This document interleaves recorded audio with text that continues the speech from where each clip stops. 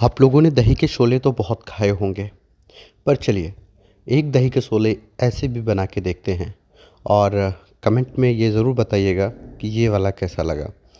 तो स्टार्ट करते हैं। मेरा नाम है सुरेंद्र प्रजापति और मैं आज आप लोगों के बीच में एक सबसे ही खूबसूरत और बेहतरीन रेसिपी जिसको बिल्कुल न्यू तरीके से न्यू स्टाइल में तैयार की गई है, जिसका नाम है दही के शोले। तो बस फटाफट आप लोग मेरे साथ आ जाइए। इस रेसिपी को आप होटल्स में भी बना सकते हैं और घर पे भी बना सकते हैं।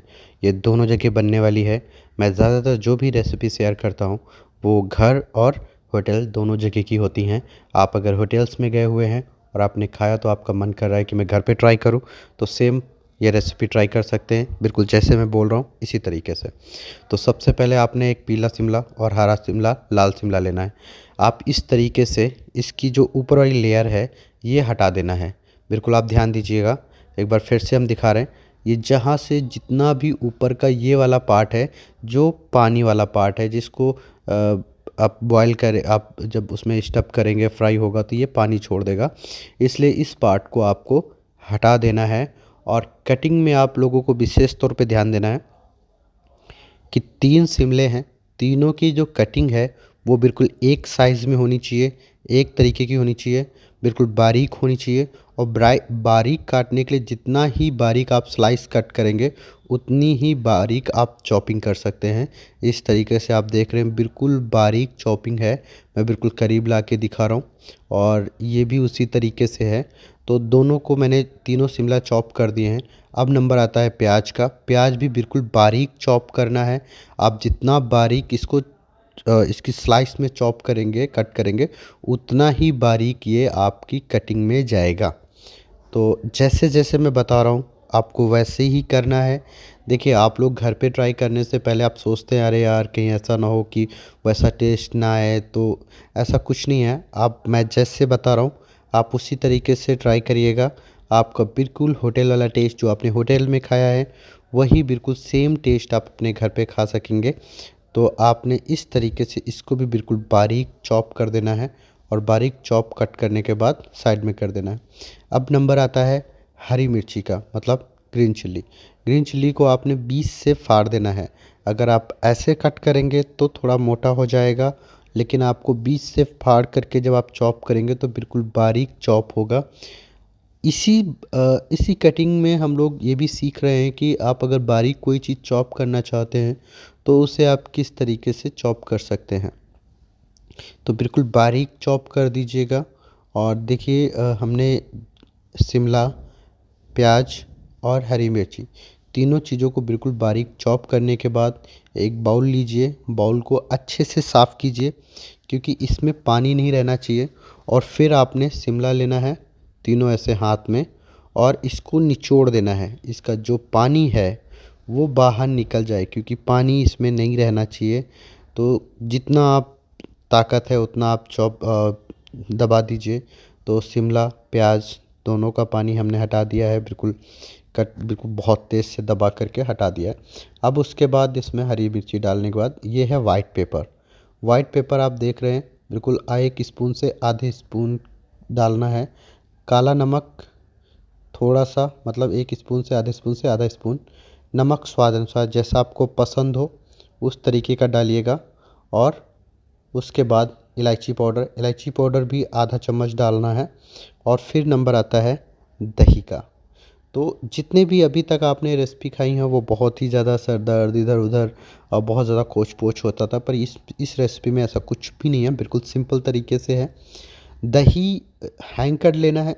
हैंग दही के लिए अगर आप प्रॉपर हैंग लेना चाहते हो तो आपने रात में इसको टांग देना है किसी मार्किन में और इसको सुबह आपने उतारना है। तो ये पूरी रात भर में पूरी तरीके से अच्छे से हैंग हो जाएगा, बिल्कुल टाइट दही हो जाएगा। ये आपने मिला देना है इस तरीके से, बिल्कुल एक एक करके खूब अच्छे से मिलाना है। मिलाने के बाद इसको आपने कम से कम 20 मिनट आधे घंटे के लिए फ्रीज़ में रख देना है ताकि ये थोड़ा और टाइट हो जाए। फिर हम लेंगे ब्रेड। ब्रेड आपने जंबू ब्रेड लेना है या जो भी ब्रेड लीजिएगा, कुल मिलाकर के थोड़ा बड़ा ब्रेड लीजिएगा और क्वालिटी वाला ब्रेड लीजिएगा, अच्छा ब्रेड लीजिएगा। उसके बाद इसके जो साइड हैं वो आप इस तरीके से कट कर दीजिएगा। मार्केट में ऐसे बिना साइड के भी ब्रेड आते हैं, लेकिन अगर आप ऐसे ब्रेड ले आते हैं जम्बो ब्रेड वगैरह, तो उसे आप इस तरीके से बिल्कुल हल्की हल्की लेयर बाहर निकाल दीजिएगा। और उसके बाद आपने एक पन्नी लेनी है। जो आप पन्नी को देख सकते हैं कि पन्नी ऐसी होनी चाहिए कि ज़्यादा वैसे नहीं होना चाहिए कि मतलब टाइट पन्नी नहीं होनी चाहिए, बिल्कुल हल्की पन्नी होनी चाहिए। और पन्नी बिछाने के बाद ये जो ब्रेड है इसे पानी में डुबोइए और इसके जो किनारे हैं उन्हें बिल्कुल गीला कर दीजिए और फिर बीच में भी हल्का हल्का पानी से छींटा मार दीजिए, ताकि आपका जो रोल बने वो पूरी तरीके से रोल बन सके। अब हम इसमें एक एक चम्मच करके दही मसाला मतलब रखेंगे और उसके बाद इसका लेयर बना देंगे। तो एक चीज़ ध्यान रखिएगा, मैंने अलग से कुछ भी नहीं मिलाया है। जितना मैंने बनाया है आपके वीडियो डायरेक्ट चलते चलते बनाया है। तो अगर आप लोग ये ट्राई करेंगे तो बिल्कुल सेम ऐसे ही घर पे बन जाएगा। और इस तरीके से बाद में उधर हाथ रखिए आगे साइड में और एक हाथ से इसको हल्का सा पीछे खींचिए ताकि टाइट पन आ जाए। और उसके बाद एक तरफ ऐसे फोल्ड करके रोक दीजिए और दूसरी उंगली से इसको ऐसे ऐसे करिए ताकि ये पूरी तरीके से टाइट हो जाए। जितना टाइट कर पाइए उतना टाइट आप इसे कर दीजिएगा। जितना टाइट ये होगा उतना ही अच्छा फ्राई करने में होगा। फिर आपने दूसरी तरफ क्लीन फाइल लेना है। क्लीन फाइल को इस तरीके से बाहर निकालना और फिर इसको इसमें रैप करना है। तो फिर से देखिए, इसको दोनों उंगलियों के सहारे से हम हल्का फोल्ड करते हैं, फिर पीछे की तरफ खींचते हैं। ऐसे जब पीछे खींचते तो धीरे धीरे जो जितना मैंने समेटा था जो फोल्ड करने में, वो उतना ही फिर से हमने बड़ा कर दिया है। और उसके बाद अब फिर इसमें इस तरीके से इधर और फिर इसको हल्का सा ऐसे घुमा करके इस अंगूठे से पकड़ के फिर इधर से ऐसे फिर से रैप करके फिर इसको भी इस तरीके से दोनों तरफ चिपका के, दोनों तरफ चिपकाने के बाद इसको हम इस तरीके से जो चिपका वाला पार्ट है वो नीचे करके रख देंगे ताकि उसका जो रैप है वो खुलने ना पाए। चलिए एक और हम बना के दिखा रहे हैं आपको। तो इस तरीके से पानी चारों तरफ लगा देना है और जहाँ पर तुम्हें लग रहा है कि टाइट है वहाँ हल्का पानी डाल करके उस जगह को थोड़ा और दबा देना है।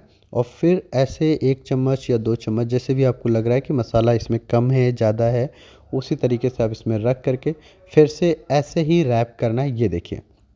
और फिर एक हाथ आगे रख के दूसरे हाथ से हल्का पीछे खींच के बिल्कुल टाइट करना है और फिर एक हाथ से ऐसे पकड़ के दूसरे हाथ से इसको रैप को घुमा देना है। अब ये पूरी तरीके से टाइट हो गया है। टाइट इसलिए करते हैं क्योंकि जब अभी हम फ्राई करेंगे ना, तो फ्राई करने में प्रॉब्लम्स होगी। अगर टाइट नहीं होगा तो फ्राई करने में ये फट जाएगा, ऑयल पी जाएगा और वो फिर अच्छा नहीं लगेगा। तो चलिए एक और मैंने इसको रैप करके फिर से देखिए मैं उंगलियां कैसे खींच रहा हूँ और ये कितना छोटा था अभी कितना बड़ा मैंने बना दिया है। और अब यहाँ से फिर से हम इसको इसी तरीके से सेम प्रोसेस में जैसा मैंने अभी अगली बार बताया उसी तरीके से करके रैप करके रख देंगे। अब इस तरीके से हमारे पास जितने भी हैं, हम टोटल 4 प्लेट बनाएंगे और चारों प्लेट बन के फिर इनको एक दिन के लिए रात भर के लिए रख देंगे फ्रिज में। अब फ्रिज में रखने के बाद हम इसको फिर से इस तरीके से पन्नी आपने जहाँ पर भी फोल्ड करके डाली है उसी जगह से फिर से इसको खोलना है। एक मैंने इस तरीके से ऐसे करके ये पन्नी हटा देनी। अब ये देखिए बिल्कुल ये फटेगा नहीं, ठीक है। इसको रात भर इसीलिए रख देते हैं ताकि ये फटने ना पाए। अब तेल हल्का सा स्लो आंच में डालना है, बिल्कुल स्लो आंच में स्टार्ट करना है और फिर धीरे धीरे हमें इसे फ्राई करना है, बिल्कुल गोल्डन कलर लाना है।